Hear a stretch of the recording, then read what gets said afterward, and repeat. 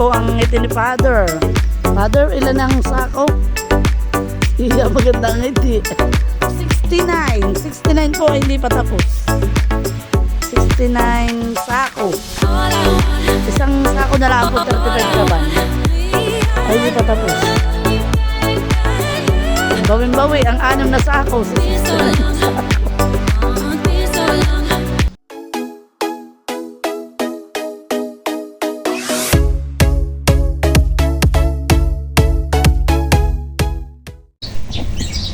What's up mga kadudotski? For today's vlog po ay magpapaanin na po si tatay ng palayan doon sa kalapit po ng kubo ng Carn.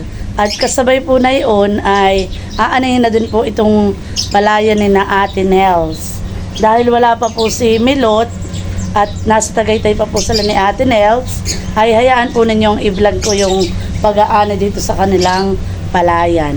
Wala din po si Dudotski at siya po ay nasa school dahil ngayon ay practice ng lyre band para sa lyre band competition sa nalalapit pong pista ng bayan sa April po. Kaya ako lang po muna ngayon ng magbablog. Kung naaalala po ninyo nung nakaraan pong ito ay may tanim, ay kakaunti po ang naani. Parang 6 na sako lang pong palay dahil nga po para pong may sakit yung palay. Sabi po ni tatay ay babawi na lang daw sa kasunod. At totoo nga po naman na napakaganda po ngayon ng tanim na palay dahil makapal po ang bunga. Sigurado pong marami pong maaaning palay. Ipapakita ko po sa inyo yung halimaw ay naghahalimaw pa po doon sa banda doon sa kabila. Sisilipin po natin. Medyo 4:00 na po ng hapon pero matindi pa rin po ang init ng araw sa balat. Kaya kuha tayo ng payong. Ayan po, ako po kumuha muna ng payong. At tinan mo po naman dito. Sobra kainit. Ayan. Nangalahati na po doon sa kabilang palayan. Tinan po naman ninyo kaganda ng palay na tanim ni tatay dito sa palayan ni Milot. Grabe po kadami ng bunga. Papasalo ko po sa inyo yung halimaw. Diyos ko po, mainit. Ayan po. Ayan po, may taong naglalakad. Medyo malayo pa po. Pero may nag-uhornal lang. Hintayin na lang po natin silang lumapit dito sa tabi natin. Bayan po, marami po nagbubuhat ng palay. Ang tawag po dito sa amin ay nag-uhornal. Pero bago iyan, papakita ko muna sa inyo kung gaano kahitik ang bunga ng palay dito kay Milot na palayan. Tinan po ninyo. Yan po. Tingnan po naman ninyo, ang ganda.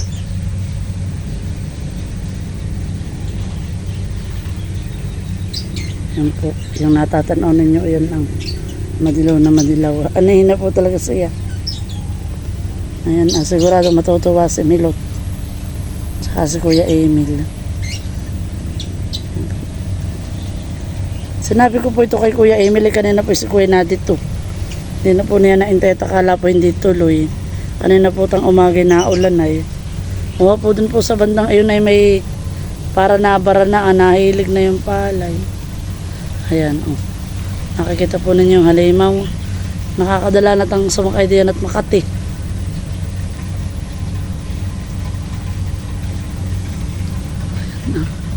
Nangangalahati na po yung yung kabilang palayan. Kasunod na po ito na po.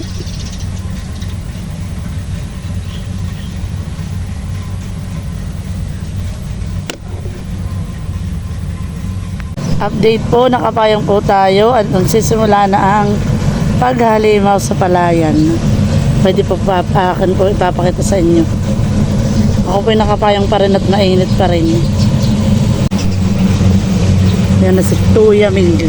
Sabi ni Maloy. Idol na idol po ni Maloy ang nag-harvest. Yung driver ng halimaw. Si Ming. Ayan.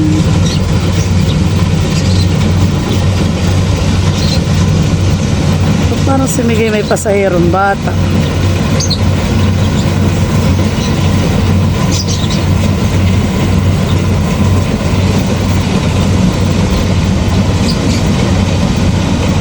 Una po muna yung nagagawa sa ng daan.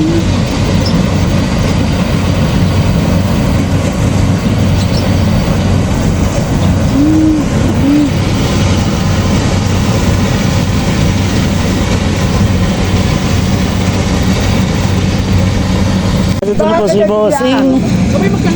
At si Kim naman ay nakasakay doon na sa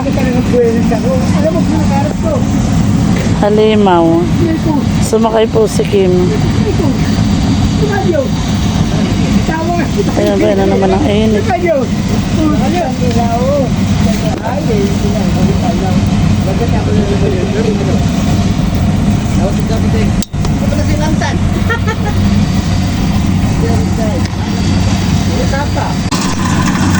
Ready na po ang Halimaw.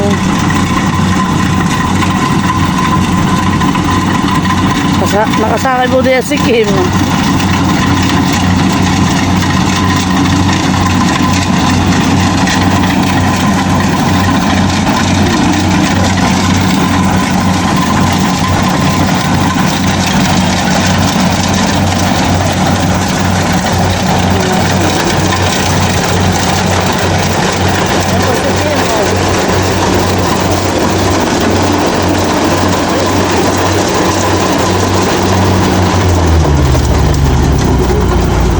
Nasaan? O, ba't bumaba ka na? Makati. Makati, ayaw mo na. Mabulong nga. Sumakay na uli.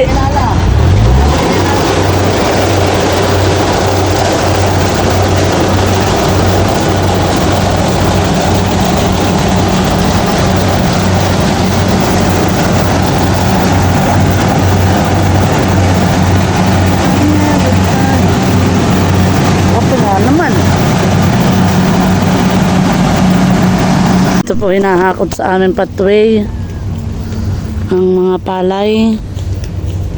Ito po ipapagbili ni Father. Ay bukas pa daw po ito titimbangin.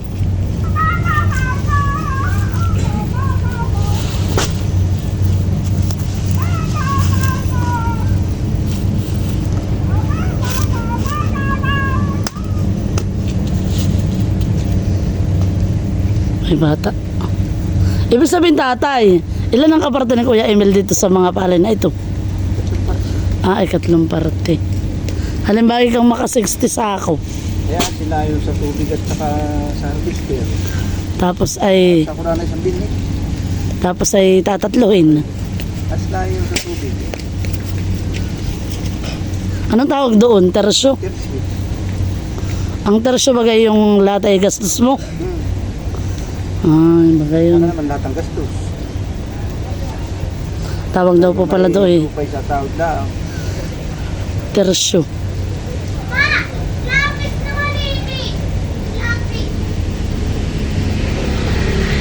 Ayan, si Kuya Emil po ay nanibana ng saging. Sa kanya hasyenda. Isa kuya? So, hinaya ko lang kayo ng dagaan. Ayaw ko sana, araw kayo sa madami. Ngayon ko natin talaga. Ayoko, ay marami ng kain. Kayo din ang malibang diyan ng daga. Ayan po natin ba nila yung saging ay marami na pong kain-kain ng daga. Sabi ni tatay, pamain daw na sa daga para hindi kainin yung palay.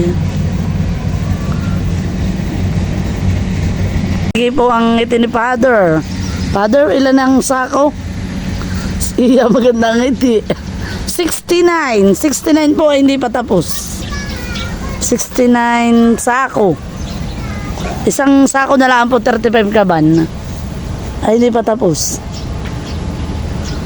Bawin-bawi ang 6 na sako sa 69 na sako. Mga 74 ganun. Iya, mga 74.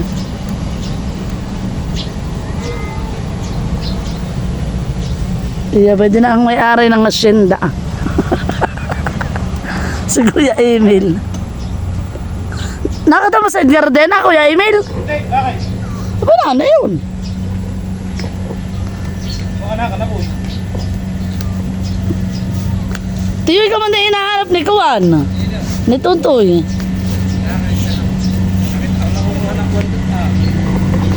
Tao na sili, tulay. Oo nga kami din pala magtitinula. Ayan na po ang naanay. 76 sako. Yeah. Basta tanda ko yung limang muli. Maloy! Nagkakita si Maloy, kinakata na. May yung pamangkin niya, isang nagbibigay sa kanya ng bigas. Tapos tumos. Oo, nagkakamot na, nagkakamot. Ay, yan naman. Ang isang sako na yan, napatak ng kababae 1 to. Mahal patama din. Yan nga ang isang basa. Kababae 1 to. Pagbibigay. Wanto. Hindi. Pwede po nagpapatimbang na po si tatay ng palay para maging kwarta. Mga kuya, tagasan po kayo? Kawainin po. Kawainin. Saan po rin nyo dinadala yung mga binibili ninyong palay? Din lang po sa Juan, Laguna. Laguna. Ayan. Hindi na po si tatay mahirapan magbilad. Kwarta na yun mamaya. Ang isang sako po tumitimbang ng mga ilang kilo? 6 lang po. 5-6. 56. Constant po yun. Ay, meron po din yung may naglilista, may taga flashlight, 5-5. may taga buhat. Ayan po. Yung pong kapatid ni Father ay papagbili na po.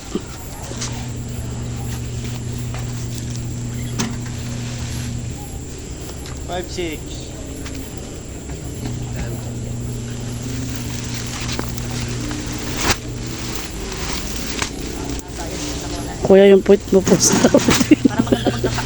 Nakadadali din. Diyan na din yung lagay. Papatungan na lang dito, Masisira ito, 5-7. Sila po yung naglilista doon, dalawang maglilista. Si nanay at saka yung si ate. Dalawa na lang. Kasa dito. Kasi ganun isa pa. Pasensya na po't pikiti.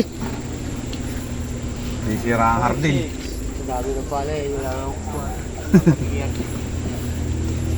Parang trinan eh. Makakatikim na kami ng bago.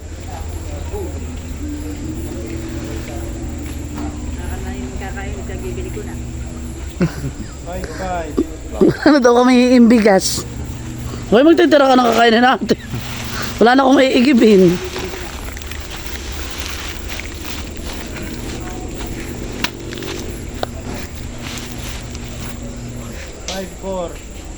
Ayan, ayan. Ayan talaga naman. Hilong-hilo na po yung palay.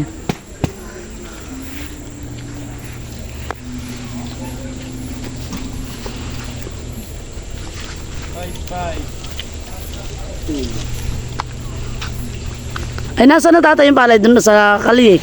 Saan? Nadun pa rin. Binakot na rito na lang.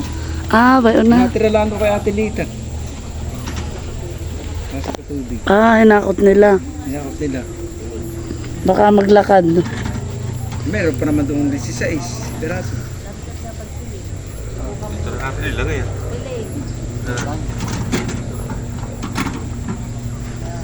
Nagtitimbang po sila. CSN. Ako pa nagtimbang ako pa 73. Kayong pa. Dati po ako 78.